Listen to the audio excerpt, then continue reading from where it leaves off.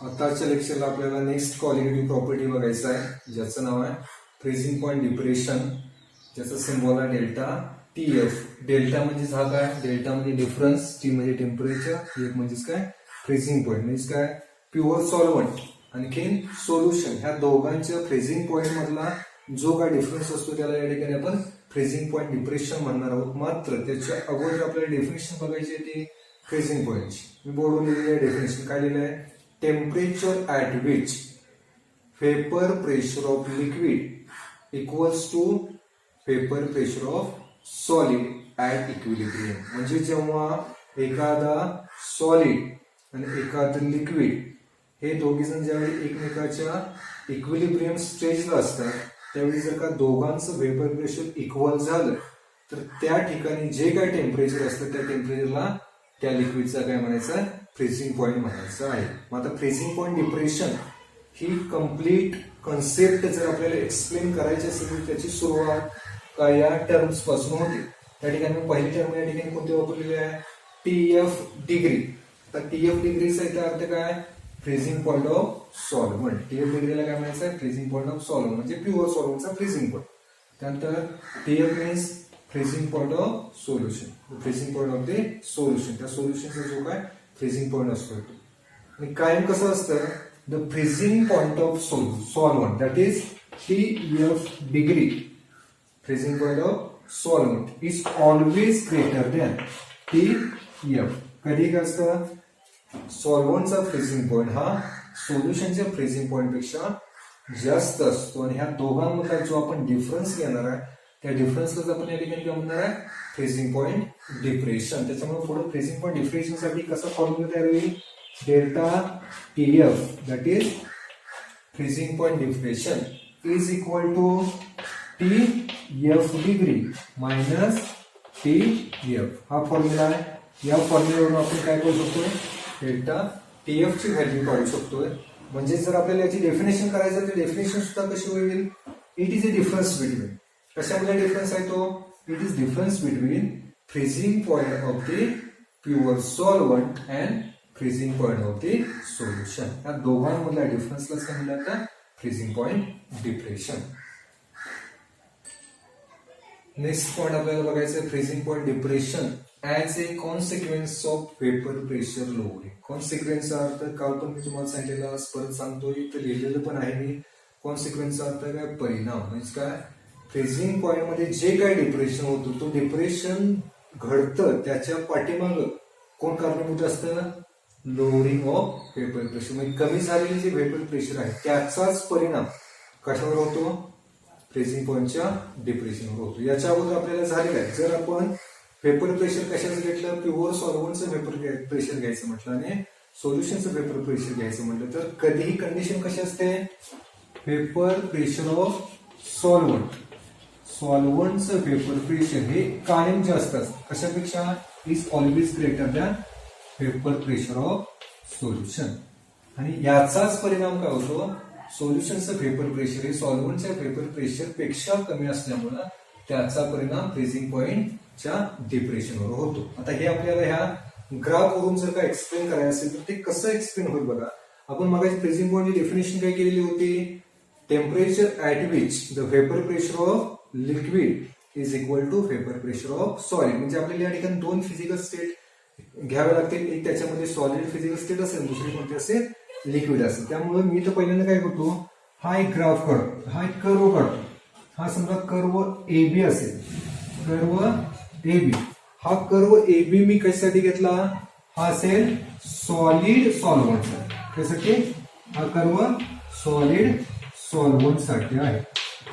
आणि आपल्याजवळ आता दोन लिक्विड आहे. दोन लिक्विड कोणती, एक आहे प्युअर सॉल्व्हंट आणि दुसरं कोणता आहे, सोल्युशन आहे. इथेच आपण लिहिले काय, कधीही प्युअर सॉल्व्हंट पेक्षा सोल्युशनचं वेपर प्रेशर हे कमी असतं. समजा आपण एक दोन पॉईंट या ठिकाणी घेतले ग्राफवर, या ठिकाणी एक पॉईंट घेतला, या ठिकाणी एक पॉईंट घेतला. ह्या दोन पॉईंट मध्ये समजा आपल्याला वेपर प्रेशर दाखवायचे तर आपण डेफिनेटली सांगू शकतो हा वरचा पॉईंट आहे तो कशासाठी आहे, it is a vapour pressure of pure solvent आणि त्याच्यापेक्षा कमी कोणाचं असणार आहे, वेपर प्रेशर ऑफ सोल्युशन. आता आपल्याला काय करायचं आहे, सॉल्व्हंट आणि सोल्युशनच्या अगोदर लिक्विड स्टेट मध्ये असणार आहे त्याला आपल्याला फ्रीज करायचं आहे. समजा सुरुवातीला आपण सॉल्व्हंटला फ्रीज करायचं म्हटलं तर आपल्याला टेम्परेचर डिक्रीज करता नाही पाहिजे. म्हणजे आपल्याला इकडून इकडे यावं लागेल. इकडून इकडे टेम्परेचर वाढत जातं, याचा अर्थ आपल्याला इकडून इकडे यायचं आहे. म्हणजे आपण टेम्परेचर त्या ठिकाणी डिक्रीज करणं आवश्यक आहे. टेम्परेचर ज्यावेळी आपण डिक्रीज करत येऊ, तो समजा कर्व असा आला.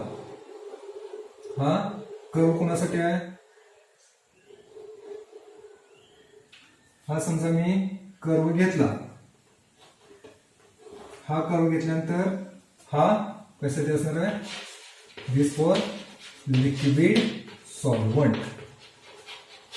लिक्विड सॉल्व्हंटचं टेम्परेचर कमी कमी करत आल्यानंतर ज्यावेळी आपण या ठिकाणी पोहोचू, या ठिकाणी, तर या ठिकाणी काय होणार? हा लिक्विड सॉल्व्हंट फ्रीज व्हायला सुरुवात होणार. म्हणजे त्या ठिकाणी जे काय टेम्परेचर असणार आहे ते आपल्याला ह्या एक्स ऍक्सिस वर घ्यावं लागेल. ते टेम्परेचर म्हणजे काय असणार आहे? Freezing point of the pure solvent. आणि हा कर्व समजा आपण कोणता घेतला? Curve C D. म्हणजे लक्षात घ्या, कर्व एबी हा कशासाठी आहे? एबी सॉलिड सॉल्व्हंटसाठी. कर्व सीडी कशासाठी आहे? लिक्विड सॉल्व्हंटसाठी. आणि आता आपण दुसरं लिक्विड घेतलं, जे कोणतं होतं? आपलं सोल्युशन होतं. त्या सोल्युशनचं पण आपण टेम्परेचर कमी करत आणायचं आहे. टेम्परेचर जसं जसं कमी येईल तसं टेम्परेचर कमी झालं की व्हेपर प्रेशर सुद्धा कमी होतं. ज्यावेळी आपण या ठिकाणी पोहोचू, ज्या ठिकाणी कोणतं टेम्परेचर आहे? TF degree. टीएफ डिग्री म्हणजे काय? प्युअर सॉल्व्हंटचा फ्रीजिंग पॉईंट. त्या ठिकाणी जर आपण बघितलं तर आपल्याला इथं दिसतं की लिक्विड सॉल्व्हंट पेक्षा या सोल्युशनचं व्हेपर प्रेशर कमी आहे. मात्र ते व्हेपर प्रेशर इक्वल कशाला झालेलं नाही? या सॉलिड स्टेटला झालेलं नाही. जोपर्यंत ते सॉलिड स्टेटला इक्वल होत नाही तोपर्यंत हे जे काय सोल्युशन आहे ते सोल्युशन काय होणार नाही? फ्रीज होणार नाही. म्हणजे ही जे काय आपला कर्व काढला, हा कर्व कशासाठी आहे?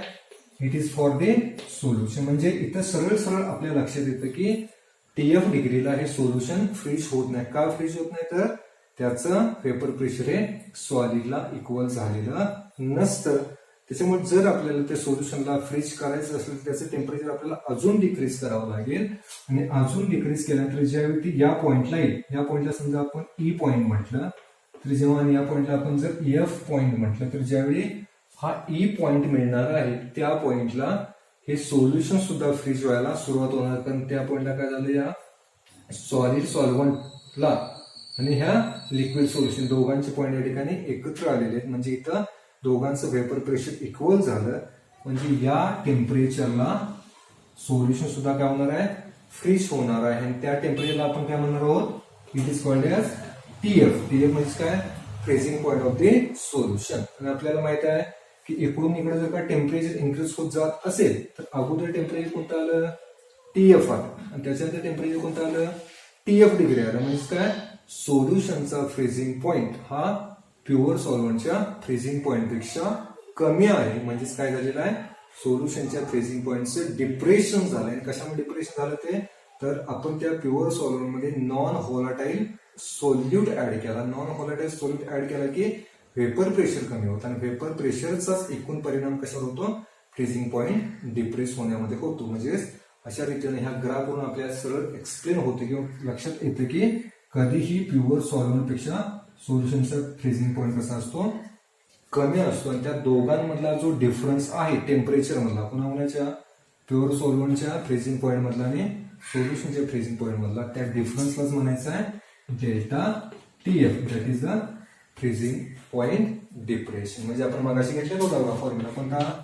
Delta TF is equal to TF degree minus TF. आणि असं काय केलं?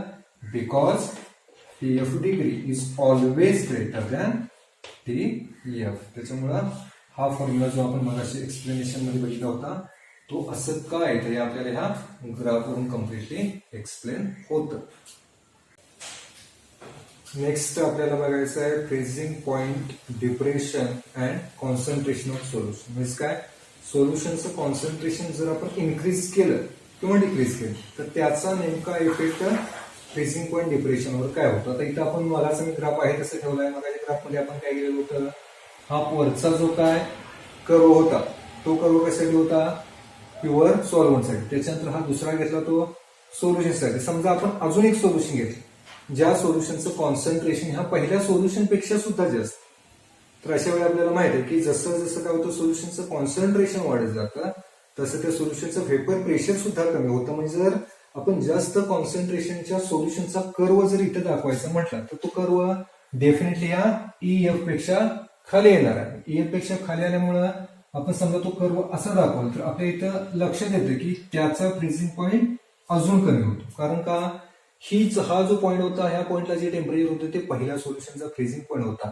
मात्र दुसरं सोल्युशन ज्याचं कॉन्सन्ट्रेशन आपण अजून वाढवलं त्याचा फ्रीजिंग पॉईंट जर आपल्याला घ्यायचं असेल तर त्याचं टेम्परेचर अजून कमी करावं लागतं. म्हणजे पहिल्या सोल्युशनच्या सुद्धा कमी टेम्परेचरला काय होणार दुसऱ्या सोल्युशनचं फ्रीजिंग पॉईंट आपल्याला बघायला मिळेल. म्हणजे इथं आपल्याला एक गोष्ट लक्षात येते की जर आपण सोल्युशनचं कॉन्सन्ट्रेशन इन्क्रीज केलं तर फ्रीजिंग पॉईंटची किंमत सुद्धा त्या ठिकाणी काय होत जाते इन्क्रीज होत जाते. म्हणजे आपण या ठिकाणी काय रिलेशन घेऊ शकतो या दोघांमध्ये delta TF is directly proportional to M म्हणजे काय ते काल तुम्हाला सांगितलं प्रत्येकदा सांगतो M means molarity of the solution. M म्हणजेच काय मोलॅरिटी ऑफ दी सोल्युशन. हे काय कॉन्सन्ट्रेशन एक्सप्रेस करायचे युनिट आहे मोलॅरिटी. आता मग परत पुढे जाऊ आपल्याला काय करायचं आहे डायरेक्टली प्रोपोर्शन साइन जर आपण या ठिकाणचं रिप्लेस केलं तर या ठिकाणी काय ना इज इक्वल टू आणि त्याचबरोबर काय ना प्रोपोर्शनॅलिटी कॉन्स्टंट. म्हणजे नेक्स्ट आपली काय step delta TF is equal to KF into M. आता इथे KF म्हणजे काय आला हा कॉन्स्टंट आला आणि ह्या कॉन्स्टंटला म्हणलं तर it is called as cryoscopic constant. काय म्हटलं त्याला it is called as cryoscopic constant. काल आपलं या ठिकाणी KF ऐवजी KB होत आणि डेल्टा TF ऐवजी डेल्टा TB होत.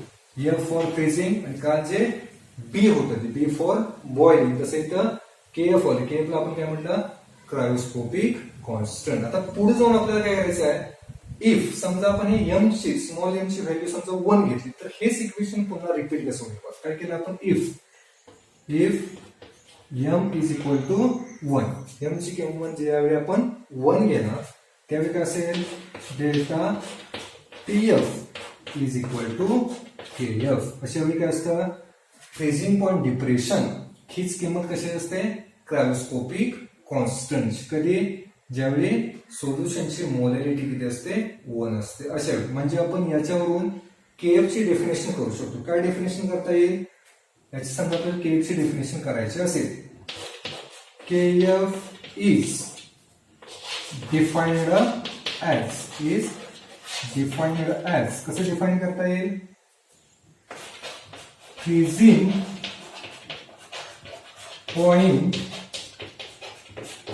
डिप्रेशन म्हणजे delta TF freezing point depression of कशाचं freezing point depression of 1 molar solution. 1 molar solution आपण घेतल्यानंतर त्या सोल्युशनचा जो काय फ्रीजिंग पॉइंट डिप्रेशनची किंमत येते त्याला असं आपण काय म्हणतो क्रायोस्कोपिक कॉन्स्टंट. हे झालं क्रायोस्कोपिक कॉन्स्टंटची डेफिनेशन. आता आपल्याला समजा क्रायोस्कोपिक कॉन्स्टंटचं काय करायचं आहे युनिट काढायचं आहे. तर क्रायोस्कोपिक कॉन्स्टंटचं युनिट कसं येईल बघा. क्रायोस्कोपिक कॉन्स्टंटचं युनिट काढण्यासाठी हे इक्वेशन जे आहे ते KF साठी रिअरेंज करायचं. आता KF साठी रिअरेंज कसं होईल KF ला इथं M काय मल्टिप्लाय हा M जर आपण या डेल्टा TF च्या बाजूला नेलं तर डेल्टा TF ला काय होणार तो डिवाइड होईल. म्हणजे KF साठी हा फॉर्म्युला रिअरेंज कसा होणार KF is equal to delta TF divide by M. Delta TF म्हणजे हा टेम्परेचर मधला डिफरन्स असतो. आता टेम्परेचर मधला डिफरन्स म्हटल्यानंतर याचं युनिट आलं केल्विन मध्ये. त्याच्यानंतर या ठिकाणी M म्हणजेच काय मोलॅरिटी आणि मोलॅरिटीचं युनिट काय असतं number of moles of solute dissolved in 1 kilogram of solvent. म्हणजे याचं युनिट काय येणार मोल पर kg. हे याचं कशाचं M चं युनिट. आणि हे सगळं युनिट जर आपण एकत्र केलं तर होणार काय हे kg इनव्हर्स आहे ते वरती आल्यानंतर kg मध्ये होईल आणि मोल इनव्हर्स मध्ये जाईल. म्हणजे फायनल जे आपलं युनिट असणार आहे KF चं ते KF चं युनिट असेल केल्विन किलोग्रॅम पर मोल.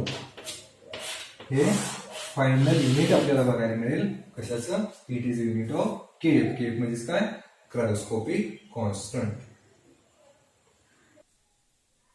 नेक्स्ट पॉईंट आपल्याला बघायचं molar mass of solute from freezing point depression. म्हणजे आपल्याला मोलर मास सॉल्यूटचं M2 काढायचं आहे कशापासून, डेल्टा TF पासून काढायचं. मात्र आपल्याला याच्या अगोदर एक इक्वेशन माहिती आहे. वी हॅव, आपण मगाशी बघितलं, वी हॅव आपल्याला इक्वेशन होतं कोणतं, delta TF is equal to KF into M. आणि M म्हणजेच आपण काय म्हटलेलं होतं, मोलॅरिटी. म्हणजे आपल्याला या फॉर्म्युल्यामध्ये पहिल्यांदा मोलॅरिटीची किंमत काय आहे ती लिहावी लागेल. आता मोलॅरिटीची किंमत काढण्यासाठी काय करायचं बघा. सपोज आपण अशा प्रकारचं सोल्युशन बनवलं. Suppose we prepare solution. आपण सोल्युशन कसं बनवलं, प्रिपेअर सोल्युशन बाय डिझॉल्विंग. काय डिझॉल्व केलं आपण, by dissolving W2 gram of solute. W2 gram एवढा सोल्यूट डिझॉल्व केला. Having molar mass M2. त्या सोल्यूटचं मोलर मास किती होतं, M2 होतं. इन कशामध्ये, in W1 gram of solvent. किती सॉल्व्हंट मध्ये, W1 एवढ्या ग्रॅम सॉल्व्हंट डिझॉल्व केलं. हॅव्हिंग मोलर मास M1. म्हणजेच काय केलं आपण या ठिकाणी बघा, अशा प्रकारचं सोल्युशन बनवलं ज्या सोल्युशन आपण सोल्यूट वापरलं W2 ग्रॅम ज्याचं मोलर मास M2 होतं. सॉल्व्हंट वापरला W1 ग्रॅम ज्याचं मोलर मास M1 होतं. ह्या जर आपल्याजवळ व्हॅल्यू असतील तर त्याच्यावरून M ची म्हणजे ह्या स्मॉल M ची व्हॅल्यू काय ते, small m is equal to W2 into 1000 divided by M2 into W1. हे पाठीमागे सुद्धा आपल्याला झालेलं आहे. कशामध्ये, बॉइलिंग पॉइंट इलिव्हेशन मध्ये सुद्धा आपल्याला झालेलं आहे. ही किंमत आपली कशी येते ती आपण पाठीमागं काढलेली होती. M साठी काय किंमत आली, W2 into 1000 divide by M2 into W1. आता ही किंमत जी काय स्मॉल m ची आहे ती जर आपण या फॉर्म्युला मध्ये ठेवली तर हा फॉर्म्युला कसा तयार होणार, delta TF is equal to KF into W2 into 1000 divided by M2 into W1. हा फॉर्म्युला कसा लिहिला, डेल्टा TF साठी आला. आणि हाच फॉर्म्युला जर आपण M2 साठी रिअरेंज केला तर M2 साठी हा फॉर्म्युला रिअरेंज केल्यानंतर काय होतं, M2 डिवाइड आहे ते या ठिकाणी मल्टिप्लाय होतं आणि डेल्टा TF जे मल्टिप्लाय असतात ते इकडे बदलले गेल्यानंतर डिवाइडेड बाय होईल. म्हणजे फक्त ही जागा बदलायची. M2 ला इथे घ्यायचं डेल्टा TF च्या ठिकाणी आणि डेल्टा TF ला M2 च्या ठिकाणी ठेवायचं. म्हणजे आपला M2 साठी हा फॉर्म्युला कसा रिअरेंज होईल, M2 इज इक्वल टू काय येणार पहिल्यांदा, KF into W2 into 1000 divided by delta TF into W1. हा अशा पद्धतीने आपण काय करू शकतोय, M2 ची किंमत काढू शकतो. म्हणजे याच्यातले आपल्याला चार व्हॅल्यूज जर ठाऊक असतील, KF, W2, डेल्टा TF आणि W1, या जर काही व्हॅल्यूज आपल्याला ठाऊक असतील तर आपण त्याच्यावरून M2 ची व्हॅल्यू सुद्धा काढू शकतो. तर अशा रीतीने आपण M2 फाइंड आउट केला कशापासून, डेल्टा